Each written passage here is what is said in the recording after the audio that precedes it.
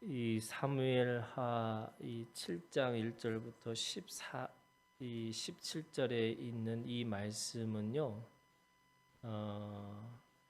아브라함에게 창세기 12장 1절부터 3절까지 말씀하셨던 그 아브라함에게 주신 복이 있어요. 그 복은 자녀의 복이에요. 그러니까 하나님이 내가 너를 버리지 않고 끝까지 너와 함께 있을 것이다. 그래서 네 이름을 창대케 하고 그리고 너를 복의 근원이 되게 하실 것이고 그리고 너를 하나님의 자녀를 삼을 것이다 이렇게 말씀하신 것인데 이것이 오늘 이 다윗의 말씀처럼 또 다윗에게 주신 언약으로 말씀을 하고 있는 겁니다. 아브라함의 언약이 있다면 오늘 이 말씀은 다윗의 언약이에요. 다윗의 언약은 아브라함에게는 자녀라고 한다면 다윗에게는 그것에 대한 자녀답게라고 하는 그 왕위를 영원히 주시겠다고 말씀하시는 거예요.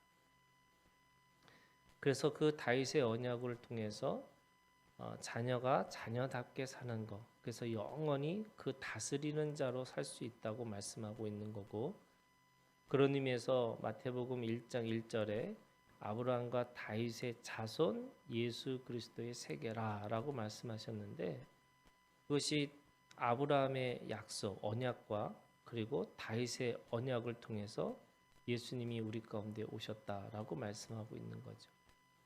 오늘 이 다윗에게 주신 언약은 다윗이 하나님 앞에서 집을 짓겠다고 말씀하세요. 7장 2절에 있는 말씀에 보니까 왕이 선지자 나단에게 이르되 볼지어다 나는 백향목 궁에 살거늘 하나님의 궤는 휘장 가운데 있도다 이렇게 얘기하고 있어요. 자신의 다윗의 성을 세워놓고 가장 편안한 그런 시간에 생각을 해보니까 하나님의 집을 지어야 되는데 내가 왜 나의 집을 지었을까라고 생각을 해본 거죠. 그래서 본인이 그 나단 선지자에게 말을 합니다. 내가 하나님의 집을 짓는 것이 어떻게 생각하느냐, 집을 짓는 것에 대해서 어떻게 생각하느냐라고 물으니까 이 나단 선지자에게 하나님께서 말씀하시는 거죠. 그는 다윗에게는 그 마음조차도 받으시는 거지만 다윗을 통해서 집을 짓지 않겠다고 하시고 오히려 그에게 후손들에게 또는 다윗의 그 집을 통해서 하나님의 영원한 집을 짓겠다 이렇게 말씀하고 있는 거죠. 우리가 보통 이 말씀에 보면은 13절에 있는 말씀에 보면 그는 내 이름을 위하여 집을 건축할 것이요 나는 그의 나라 왕위를 영원히 견고하게 하리라 이렇게 얘기하고 있어요. 그가 누구냐면 12절에 내가 네 몸에서 날 네 씨를 네 뒤에 세워 그의 나라를 견고하게 하리라 이렇게 얘기하고 있어요. 우리는 역사를 알고 있기 때문에 그가 솔로몬이라는 걸 알죠. 하나님은 다윗에게 그 성전을 짓는 것보다는 그 씨를 통해서 이 솔로몬을 통해서 성전을 짓기를 원했어요. 이유는 뭐 우리가 너무나 잘 알고 있는 것처럼 다윗이 피를 너무 많이 흘렸기 때문에 그 성전을 짓는 것에 대해서 허락하지 않았다 이렇게 얘기하고 있어요. 그런데 사실은 여기서 말하는 그라고 하는 것은 단수예요. 13절에. 그러니까 그 단수가 누구냐?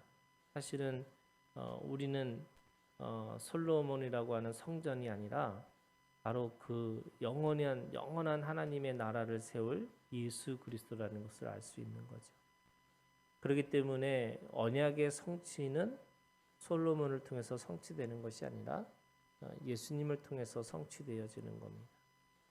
아브라함의 그 복의 성취도 사실은 예수님을 통해서 성취되는 거죠. 그렇기 때문에 아브라함과 다윗의 자손 예수 그리스도의 세계다 이렇게 말씀하고 있는 겁니다. 오늘 예수님을 통해서 이 다윗에게 주시는 세 가지 언약이 있는데 그 언약은 첫 번째가요. 12절에 이렇게 얘기하고 있습니다. 네 뒤에 세워 그의 나라를 견고하게 하리라 이렇게 돼 있어요. 그의 나라. 근데 그의 나라라는 것이 바로 다윗의 왕국 또는 바로 예수 그리스도를 통해서 나타나는 하나님의 나라를 견고하게 하겠다 이렇게 말씀하고 있습니다. 그래서 하나님의 나라를 통해서 온전히 성취되는 것은 바로 이 다윗의 언약을 통해서 이루어지는 거죠. 율법이라고 하는 것은 조건이잖아요. 그런데 이 언약이라고 하는 것은 무조건인 거예요. 언약의 성격이 그렇습니다. 그렇기 때문에 이제는 사울에게서 어떤 조건을 이루어지면 네가 그 나라를 온전하게 될 것이다. 이게 아니고 그냥 무조건적으로 하나님의 나라를 통해서 하나님의 나라가 이 다윗의 자손을 통해서 영원히 만들어질 것이다. 이렇게 말씀하고 있는 거죠. 그래서 13절에 집을 건축할 것이고 나는 그의 나라 왕위를 영원히 견고하게 하리라. 이 영원성에 대한 이야기를 하고 있는 거죠. 일시적이고 임시적인 나라 이스라엘은 어떻게 보면은 이 멸망할 수밖에 없었고 또 현대에서 다시 이어져 가지만은 그들이 그렇게 꿈꾸던 그런 나라는 세워지지 않는 거죠. 그러나 예수님을 통해서 그의 하나님의 나라가 오늘 우리 가운데 임해졌고 그것이 온전한 하나님의 집이 견고하게 되어진 겁니다. 우리가 보통 첫 번째 성전을 솔로몬의 성전이라고 그러고 두 번째 성전을 스룹바벨의 성전이라고 얘기하는데 세 번째 성전이라는 것을 지금도 사람들은 예루살렘에서 그 보이는 성전의 건축을 해야 된다고 생각하는데 그것은 일시적이고 임시적인 건물의 성전이지 예수님을 통해서 세워질 그런 성전이 아닌 거죠. 예수님을 통해서 이루어지는 성전은 예수 그리스도가 죽으시고 부활하셔서 영원히 하나님의 사람들이 모일 수 있는 하나님의 나라라고 하는 그 성전이 우리 마음 가운데 세워진 거예요. 그래서 예수님의 성전이 제3의 성전이 됐고 그 성전은 영원히 오늘 우리 가운데 세워진 거죠. 그런 의미에서 오늘 이 성전의 건축이라는 것은 바로 예수님을 통해서 영원성이 되었다 이렇게 말씀하고 있습니다. 두 번째 이 다윗에게 주신 약속은요. 나는 그에게 14절입니다. 나는 그에게 아버지가 되고 그는 내게 아들이 되리니 그가 만일 죄를 범하면 내가 사람의 매와 인생의 책찍으로 징계하려니와 내가 네 앞에서 물러나게 한 사울에게서 내 은총을 빼앗은 것처럼 그에게서 빼앗지는 아니하리라. 다시 말해서 이 말씀도 똑같은 거죠. 영원한 아들이 되겠다는 거죠. 영원한 하나님의 자녀답게 살게 만드시겠다는 거예요. 그것은 솔로몬으로 이어지는 유다의 국가가 되는 것이 아니라 그리고 다윗의 국가가 되는 것이 아니라 바로 예수 그리스도를 통해서 하나님 나라의 영원한 하나님의 자녀가 됐고 또 하나님의 그 자녀로서 살게끔 만드신 거죠. 우리가 인생의 이 사람의 매와 인생의 채찍으로 징계한다라는 것은 결국 하나님께서는 고쳐서 쓰시겠다는 거예요. 우리를 그냥 내버려 두지 않고 그 저주 가운데 두지 않으시고 이 가지고 있는 사람의 과 인생이라고 하는 것을 통해서 이 사람의 매 인생의 채찍이라고 하는 걸 통해서 늘 하나님이 끌고 가시겠다고 이제는 포기하지 않으시겠다고 하는 또 그걸 통한 하나님의 약속을 우리에게 주시는 거죠. 마지막으로 세 번째는요. 16절에 있는 말씀입니다. 네 집과 네 나라가 내 앞에서 영원히 보존되고 네 왕위가 영원히 견고하리라. 이 영원성에 대한 것에 영원히 다스리는 자가 될 수 있다고 말씀하고 있어요. 이 다윗에 주시는 약속이 아브라함에게 주신 약속의 성취라고 한다면 원래 이 아담에게 주셨던 약속이 있으셨잖아요.